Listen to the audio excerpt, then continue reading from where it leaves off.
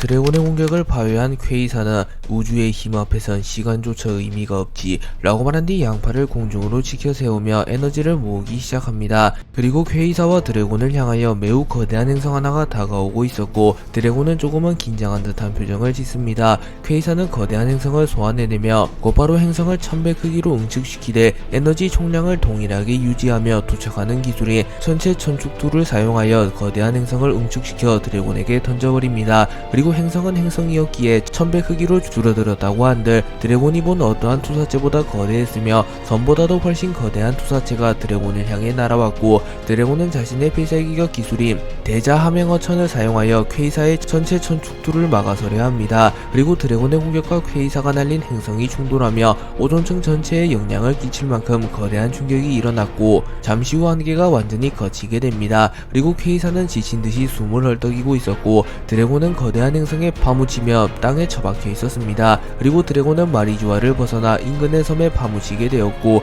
퀘이사는 꽤나 강한 녀석이었군. 하지만 이 정도로는 안된다 라고 말하며 다시 성지 마리주아로 복귀하려 합니다. 퀘이사가 드래곤을 쓰러뜨렸다고 생각한 그 순간 하늘에서 태양이 내려와 행성의 잔해를 파괴하였고 이내 드래곤이 다시 모습을 드러냅니다. 그리고 드래곤은 전신의 뼈가 으스러져 있었지만 결코 쓰러질 순 없었기에 다시 한번 퀘이사와의 대결을 이어나가려 하였고 퀘이사는 신념을 위해 목숨을 건다라. 그 부분만큼은 나보다 훌륭하군. 사내가 목숨을 걸고 도전을 걸어오는데 나 역시 목숨을 걸 수밖에 없군 이라고 말하며 드래곤의 의지를 인정해주며 퀘이사 역시 다시 한번 전투에 임하려 합니다. 그리고 드래곤은 하늘하늘 열매의 능력을 사용하여 바람의 흐름을 빠르게 만들었고 바람과 하나가 되어 빠른 속도를 내며 퀘이사에게 접근합니다. 그리고 퀘이사는 우주의 법칙 공간 절단을 사용하여 드래곤의 주변의 공간을 절단시켜버렸고 드래곤은 균형을 잃으며 휘청거립니다. 그리고 퀘이사는 자신의 주먹에 폐양색 회기를 휘감은 뒤 드래곤의 복부를 정확하게 강타했고 드래곤은 피를 토해내며 충격을 호소합니다. 그리고 퀘이사는 기세를 놓치지 않으며 별을 일제히 떨어뜨리는 기술인 성화천타를 사용하여 드래곤을 공격하였고 드래곤은 치명상을 입습니다. 하지만 그 순간 드래곤의 눈이 또렷하게 빛났고 드래곤은 이 순간을 기다렸다는 듯이 고통을 이겨낸 이후 폐왕색 패기를 방출하며 갤럭시 임팩트를 사용하는 기술인 패왕권 임팩트를 사용하여 퀘이사를 공격하였고 퀘이사는 빠른 속도로 무장색 패기를 누르며 방어하나 드래곤의 기술을 완벽하게 막아내지 못합니다. 그리고 퀘이사는 드래곤의 패왕권 임팩트를 허용하며 치명상을 입으며 쓰러졌고 드래곤 역시 최후의 일격을 날린 뒤 그대로 기절해버립니다. 그리고 퀘이사는 하늘을 바라보며 이 남자의 의지만큼은 본받을 만하군 이라고 말한 뒤 잠시 누워 몸을 회복한 뒤 마리주아로 복귀하려 합니다. 그리고 퀘이사는 자신에게 교훈을 준 드래곤에게 예우를 갖추며 드래곤을 죽이진 않고 쓰러진 채로 놔두고 갑니다.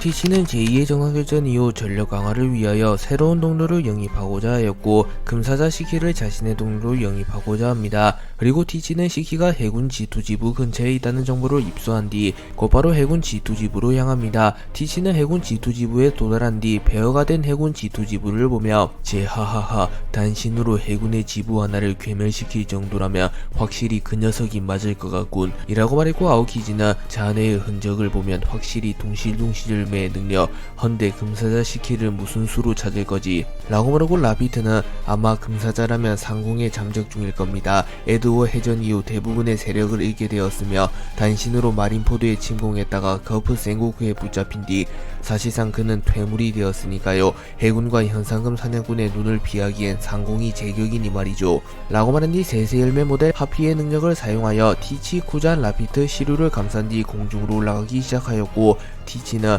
제하하하 금사자 시키만 영입한다며 나의 검은 수염의 적단이 제기하는 것은 시간 문제다 라고 말했고 검은 수염의 적단은 상공에 도달하자마자 거대한 섬 하나가 공중에 떠있는 것을 발견합니다. 그리고 티치는 그 섬이 시키의 섬이라는 것을 확신하였고 검은 수염의 적단은 곧바로 섬 속의 거대한 성으로 향합니다. 한편 닥터 인디고는 이를 감지한 뒤 곧바로 시키에게 향했고 대두목 침입자가 나타났습니다 라고 말했고 시키는 수를 기울이며 침입자일지 손님일지는 아직 모르지 않는가 닥터 인디고 라고 말하며 자신의 영역에 나타난 검은 수염의 적단을 맞이할 준비를 합니다.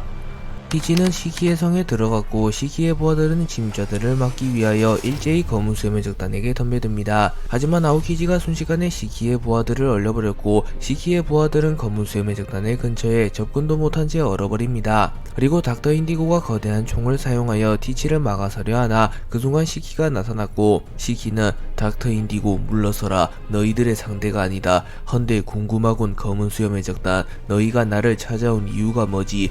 라고 말했고 티치는 웃음을 지으며 제하하하 금사자 시키, 로저 흰수염과 어깨를 나란히 한 대적이 처량한 신세가 되었구만 이라고 말했고 시키는 흰수염 쪽에서 있던 애송이 내 목이라도 노리고 온 것이냐 라고 물었고 티치는 아니 늙은 퇴물의 목숨 따윈 관심 없다. 내 목적은 오직 세계를 갖는 것. 어떤가 금사자 시키, 나와 손을 잡고 세계의 패권에 도전하겠는가 라고 말했고 순간 시키는 티치를 보며 록스를 떠올리게 됩니다. 하지만 시키는 세계의 패권을 쥐는 것은 록스 로저조차 해내지 못한 일이기에 티치의 자질을 의심하는 모습을 보이며 티치가 정말로 세계를 제패할 자질이 있는 인물인지 확인해보려 합니다. 그리고 티치는 제하하하 좋다, 나를 테스트해볼 심산이군.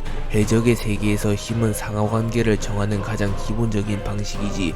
금사자 시키, 만일 패배한다면 내 밑으로 들어와라. 나와 함께 세계를 삼켜보는 거다 라고 말합니다. 그리고 시키는 웃음을 지으며 록스 선장을 처음 만났을 때가 떠오르는군. 애송이 실망시키지 않았으면 좋겠군 이라고 말하며 시키와 티치의 대결이 성사됩니다. 그리고 아오키지는 이를 보며 전설의 해적 금사자 시키, 거프씨와 센고쿠씨가 힘을 합쳐 임펠다운에 수감시킨 괴물, 티치가 질 것이라고는 생각하지 않는다만 상처 없는 승리를 기대하긴 어려울 것 같군 이라고 말합니다.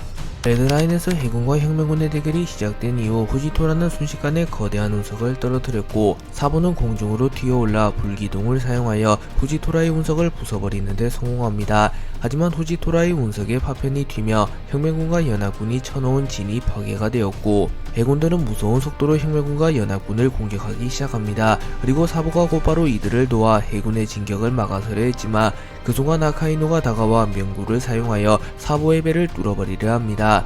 하지만 사보는 불주먹을 사용하여 아카이누의 공격을 막아섰고 사보는 아카이누 라고 소리쳤고 아카이누는 이놈 형제들은 절대 놓치지 않겠다. 우선 혁명군의 2인자인 이놈을 죽인 뒤 불주먹과 밀짚모자도 내 손으로 직접 죽이겠다. 너희 형제는 세상을 좀먹는 악의 주축, 절대로 용서할 수 없다 라고 소리쳤고 순간 아카이누의 힘이 강해지며 사보를 밀어냈고 사보는 충격을 입으며 멀리 날아갑니다. 그리고 아카이누가 사보를 마무리 지으려는 순간 쿠마가 도톰도톰 열매의 능력을 사용하여 빠르게 이동하여 아카이누의 주먹을 막아섰고 쿠마는 자신의 주먹에 무장색 패기를 두른 뒤 아카이누의 얼굴을 강타하려 합니다. 하지만 그 순간 키자루가 나타나 자신의 발에 빛을 두른 뒤 쿠마의 손을 쳐내는 데 성공했고 키자루는 쿠마 오랜만이다만 회포를 풀 타이밍은 아닌 것 같고 역시 사형시킬 수밖에 없나 라고 말합니다. 그리고 아카이누는 보르살리노 예정에 쓸데없는 생각을 하진 않겠지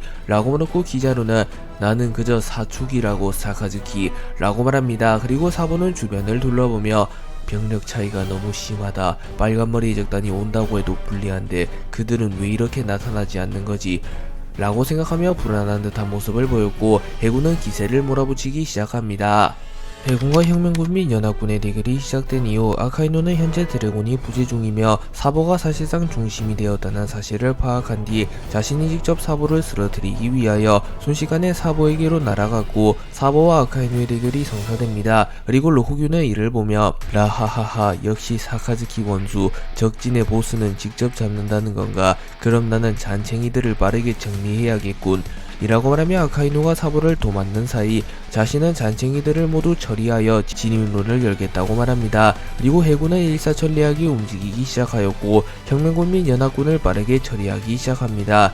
그리고 로쿠기와 후지토라가 선두에 섰기에 사실상 혁명군 및 연합군은 이들을 막아설 방도가 없었고 속수무책으로 당하고 있었고 사보는 빠르게 상황을 파악하며 젠장 이 상태로 가다간 전멸이다 라고 말하며 빈틈을 허용했고 아카이누는 빈틈을 허용했군 혁명군의 젊은 2인자 라고 말한 뒤 견시농련을 사용하여 사보를 날려버리는 데 성공합니다. 그리고 사보는 어깨의 일부에 화상을 입게 되었고 사보는 화염 열매의 능력을 사용하여 빠르게 몸을 회복하는 데 성공합니다. 그리고 사보가 절망에 빠진 순간 빅맘의 적단 잔당이 나타났고 카타쿠리가 전투지휘하고 있었습니다.